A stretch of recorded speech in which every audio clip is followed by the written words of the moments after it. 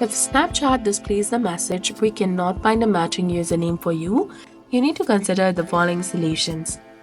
First of all, you need to verify spelling and capitalization.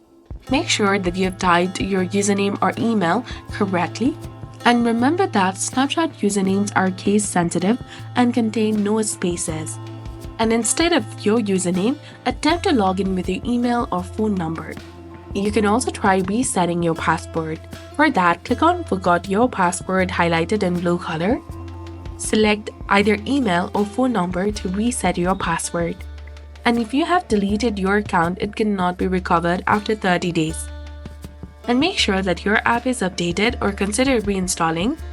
For that, you can go to Play Store or App Store according to your device, search for Snapchat application, and once you find it, tap on it, and then tap on Update to update it to its latest version, or uninstall and install it to its latest version available. If the problem persists, you can go to support.snapchat.com and get help. So this was all about it. If you found this guide helpful, please like, share, and subscribe.